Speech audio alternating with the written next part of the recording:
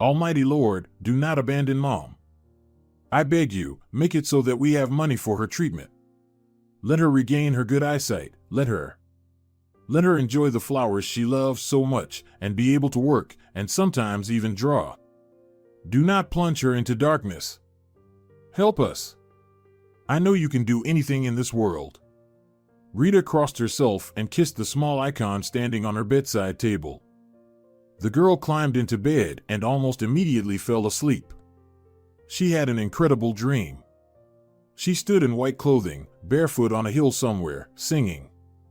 Her voice sounded pure and loud, and there were people near the hill, many people. They all clapped and threw flowers and soft toys at her. Rita's heart sang too, and a sweet warmth spread through her body, like thick jelly filling her entire being. Suddenly the girl saw her mom. She stood far from the hill, waving happily to her daughter. She saw her very well. Looking into her mother's eyes, Rita saw them shining with happiness. And then young Rita sang even louder, even clearer. Her voice soared above the earth, and then suddenly became mixed with some chirping. Alarm clock. Time to get up and get ready for school. Rita stretched. There was still a pleasant warmth in her body, like in that wonderful dream.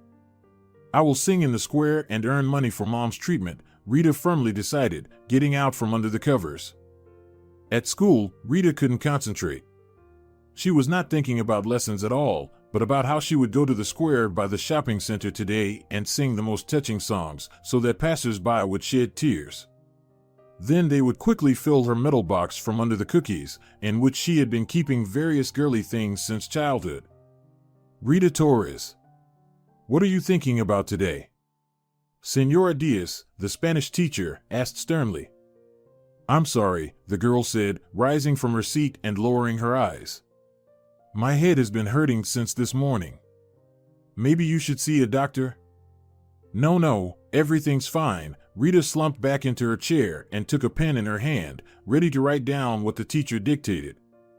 Rita returned home. Mom was sitting in the kitchen, peeling vegetables. Hi, Mommy. The girl kissed her mother on the cheek. Hello, my sunshine. How was school? Everything's fine, Mom. Let me help you with the vegetables. How are your eyes today? Baby, I'm sorry for causing you so much trouble. Milena said sadly. What will happen to us when I go completely blind? Don't even think about it. You won't go blind. We'll have money for your treatment soon, and you'll see this world again in all its colors and details. I promise you. Mother just smiled. What a glorious daughter heaven had given her. What could Milena see in detail? Their meager life? She hated herself for how everything turned out in her life. She couldn't give her daughter anything. She didn't dare move to the capital, not even to a bigger city. She spent many years working at the local library. And now she had to quit altogether. Her eyesight worsened every day. Expensive treatment was needed. But where to find this money? The two of them in the whole wide world could only rely on themselves and each other. Milena blamed herself for becoming a burden to Rita, and she hadn't even turned 16 yet. She needed to live and be happy. But what could a girl be happy about when she has a blind mother on her hands? Milena constantly thought about what she could do, how to earn at least some crumbs to survive, but so far nothing had come to her mind. In the evening, Rita put on her favorite sundress and took a cookie box with her. It was a gift from a kind donor named Rosa, whom her mother had cared for several years. Thanks to this, they now had a roof over their heads, their own little apartment, more resembling a shack. But it was a home, their home. Before that, Milena and little Rita had constantly moved from one rented room to another. There was no opportunity to afford better accommodation. There weren't many people in the square. It was a weekday, and it had already rained several times. Rita stood near the shopping center, placed the box at her feet, and froze.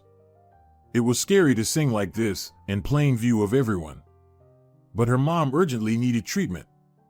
There was no time to waste. And Rita started to sing, softly at first, then louder and more confidently. Rita stopped noticing what was happening around her. It was always like this when the girl sang, especially if the song resonated in her soul and heart, and there were many such songs. Onlookers began to approach. They enjoyed listening to the young beauty sing, but no one rushed to drop even a single coin into the box. Rita sang only 3 songs. And then suddenly, a security guard from the shopping center approached. "What's this gathering here?" he asked sternly. "And you, young talent, better go home, or I'll report you to your parents." "I'm not doing anything wrong," Rita replied quietly. "I just really need money." "Ask your father if you need a new lipstick," the guard sneered, staring at her with his piggy eyes. "Go on, or you'll deal with the police."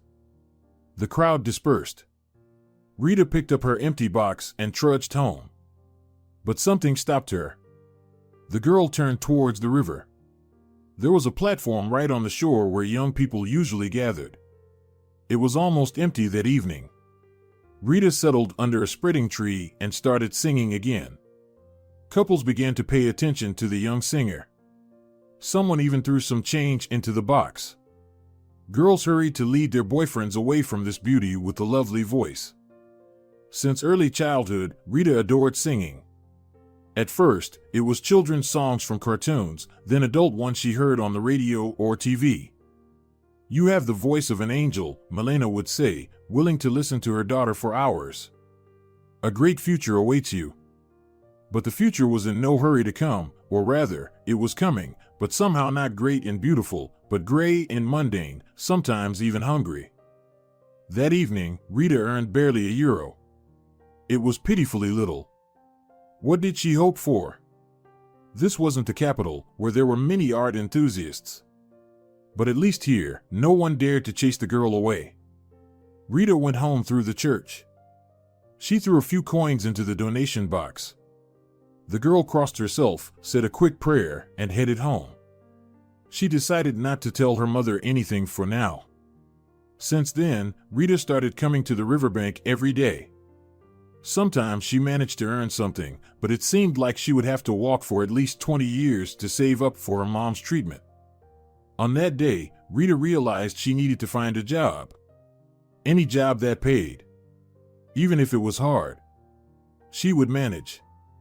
She had to manage for the sake of her mother, so she could see, not sink into eternal darkness. "I'll sing one last time, and then I'm done," the girl murmured to herself and sang the song her mother loved to madness. The girl's voice echoed along the shore, carried by the wind.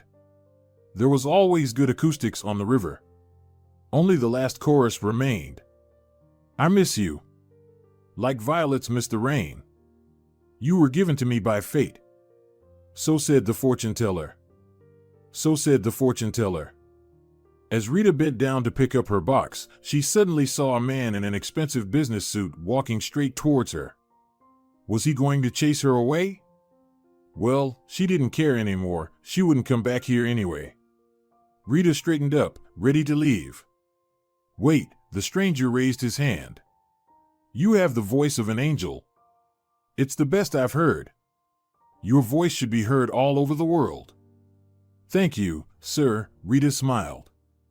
"But I don't need that. I need something completely different." "What?" "Never mind. It's my problem, and I doubt I can solve it," the girl sighed sadly. "You know, sometimes it's better not to keep it to yourself, but to let it out. Who knows, maybe I can help you with something. And you can definitely help me." "Me?" Rita was surprised. "Yes, you.